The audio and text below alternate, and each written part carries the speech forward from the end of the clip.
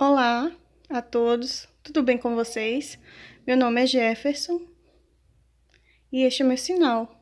Eu sou surdo e professor de Libras da Escola Cornélio Soares, como vocês podem observar no emblema da camisa. Eu agradeço a Fernanda, tradutora intérprete, por me convidar para esse momento, para discutir sobre os desafios da educação inclusiva, principalmente nesse período de pandemia. Vou iniciar minha fala. Vou também contar um pouco da minha história e explicar como que eu nasci surdo. Primeiramente, a minha mãe, ela foi no hospital particular para ser atendida às 7 horas da noite. Porém, ela não conseguiu ser atendida de imediato e ficou aguardando ser atendida até às 10 horas da manhã do dia seguinte, o horário em que eu nasci. Vê esse intervalo de tempo. Então, por isso que eu nasci surdo e quase vim ao falecimento, devido a essa quantidade de horas, esse intervalo imenso. Imagina só, até amanhã do dia seguinte, às 10 horas da manhã,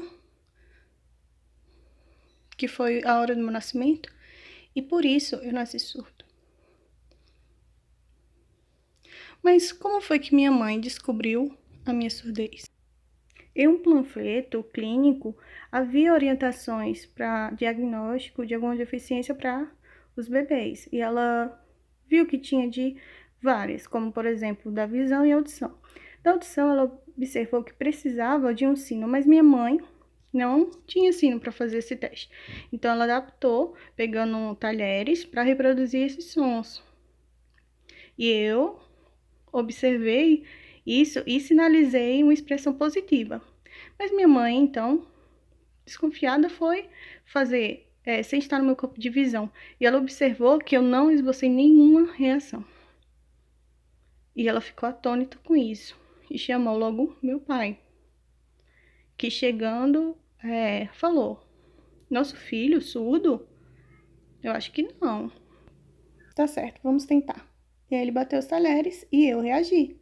Aí ele disse: tá vendo? Ele é ouvinte, ele sabe. A minha mãe: não, vê só.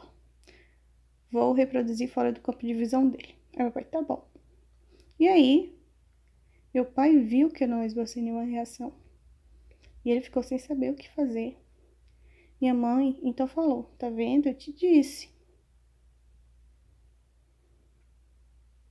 Quando eu tinha 1 ano de idade, os dois resolveram ir no Recife para a fonoaudióloga, onde depois de alguns anos eles diagnosticaram a minha surdez e aí choraram bastante, se abraçaram.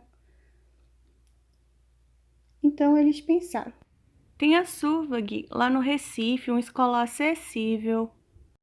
Mas eu vou deixar meu filho Jefferson, com 1 ano de idade, lá na capital, lá em Recife? Não, essa não é a melhor solução.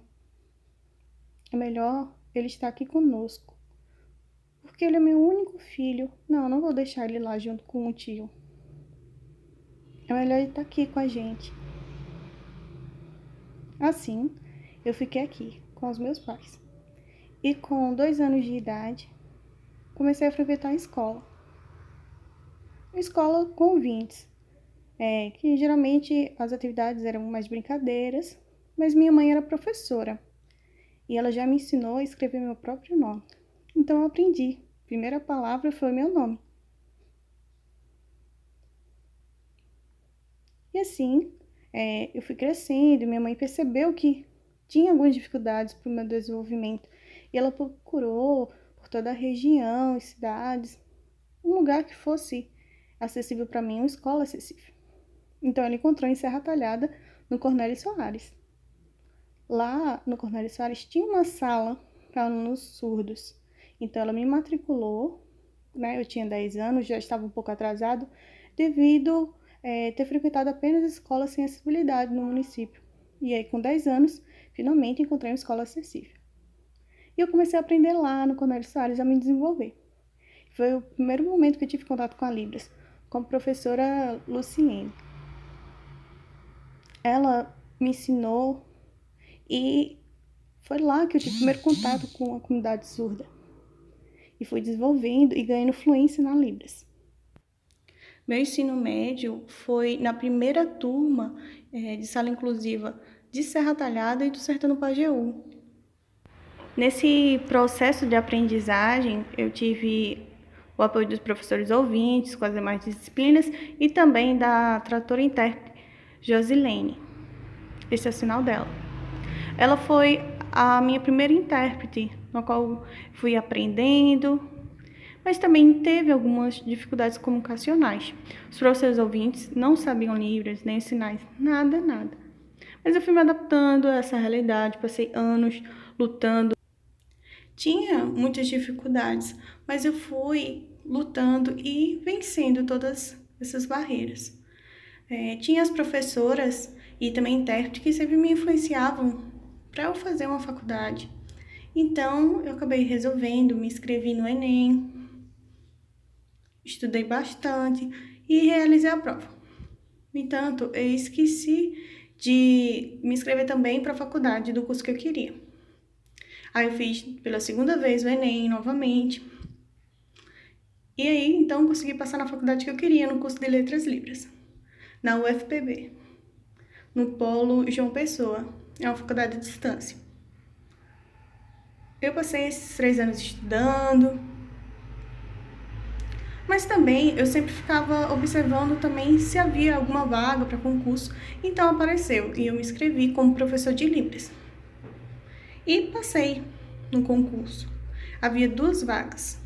Eu passei em primeiro lugar como professor de Libras em Serra Talhada. E só apenas a minha vaga foi preenchida. A segunda pessoa não conseguiu ser aprovada. Eu fiquei tão feliz com isso. Eu agradeço muito aos meus professores, aos tradutores e intérpretes e à Escola Cornélio Soares e a minha mãe e minha família por sempre ter me motivado e com certeza contribuiu para o meu desenvolvimento. Hoje eu trabalho na Escola Cornélio Soares e também consegui concluir minha faculdade de Letras Libras, realizei a minha especialização. Atualmente estou cursando a graduação de Pedagogia e eu penso, não vou desistir, eu vou continuar. Porque existe o discurso de que nós surdos temos a ausência da audição e que isso é um problema. Mas não é, a gente é inteligente, a gente tem a mesma capacidade das outras pessoas. E se a gente batalhar, a gente é capaz de conquistar. Alguns ouvintes pensam que por ser surdo a gente é deficiente, que pode não conseguir e isso atrapalhar a nossa vida. Não, nada disso. A gente não pode desistir. Às vezes você tem um sonho, quer muito fazer uma faculdade. Então vai lá, corre atrás e vai até o fim, nunca desista. Você vai conseguir o que quer. Tá vendo? Eu consegui. Hoje eu sou professor. Eu me formei em Letras Libras. Eu estou na minha segunda graduação. Então vai lá, nunca desista. Corra atrás dos seus sonhos. Você vai conseguir. Vê só? O segredo é esse. Nunca desistir, entendeu? Agora eu vou falar sobre outro tema. Essa pandemia. Eu também trabalho na Escola Cornélio Soares, mas nesse momento o trabalho tem sido dentro de casa, através das tecnologias e do uso da internet. Porém, alguns alunos surdos não têm acesso à internet, o que dificulta. Temos ainda outro problema. A família não sabe se comunicar em Libras com o filho e como vai poder auxiliar. E ainda mais tem essa questão da internet. Eu fico pensando que estratégias eu vou usar. Eu penso o seguinte, a Libras é a L1 da pessoa surda. E eu fico pensando, vou usar uma estratégia que foque no ensino da Libras e não do português. A gente sabe que na escola o ensino é bilíngue, temos a Libras e o português. No entanto, a gente está vivenciando o ensino virtual e eu preciso ver que adaptações eu preciso fazer. penso que nesse caso o uso do português seja inviável. Eu preciso utilizar da Libras nessas comunicações virtuais, mas eu tenho que pensar que não é a mesma coisa como na sala de aula que eu tinha outros recursos. E eu acredito que o surdo tem a Libras como a L1 e é ela que vai ajudar no seu desenvolvimento. Eu digo isso com propriedade. Foi assim que eu me desenvolvi, foi através da Libras. Ela foi um input necessário para o meu desenvolvimento. Eu penso, só o português, o aluno surdo não vai conseguir se desenvolver. Por isso, eu penso que é na Libras que eu tenho que focar no ensino dela. Mas também eu tenho que buscar algumas adaptações, eu tenho que trazer também alguns vocabulários e algumas palavras. Por exemplo, eu utilizo a literatura e contações de histórias, como a história dos Três Porquinhos. Eu compartilhei com os alunos um vídeo que conta essa história. E aí, saí questionando os alunos. Quantos porquinhos tinha na história? 3. Quem era o vilão da história? O lobo mau. Muito bem. E aí fui questionando. Quantas casas foram criadas? 3.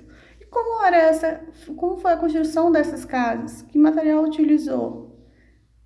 Aí eles saíam respondendo. De pedra, de palha, de madeira. E eu, muito bem, tudo certo. E eu vi que essa interação em Libras, através da contação de história, funcionou muito bem. Por isso eu penso que é muito importante utilizar dessa estratégia. Porém, tem um surdo que ele mora muito distante da escola, 1h30.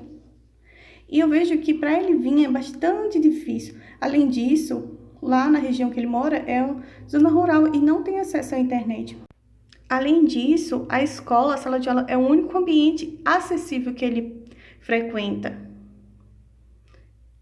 Ele não tem outros ambientes que tenham uso da Libras para ele poder se comunicar. E aí eu fico pensando, como é que eu vou ajudar no desenvolvimento desse aluno, sendo que mora tão longe e não tem acesso à internet? Como é que eu vou ensinar? Sei que esses alunos são inteligentes, mas sempre tem essas dificuldades, por exemplo, nesse caso, o uso da internet. Eu fico triste com isso, porque eu fico tentando pensar uma estratégia, mas é muito longe, 1h30. Eu realizo videochamada com os meus alunos surdos, em particular, para poder estar estimulando a Libras e ele aprendendo os conteúdos. Sempre pensando na Libras, porque é visual, vai se tornar mais fácil para ele se desenvolver. Mas tem essa questão da internet, tem a participação da família, que é muito importante para a aprendizagem dos alunos, entenderam? Isso tudo é muito importante. Eu agradeço o convite e abraço. Tchau!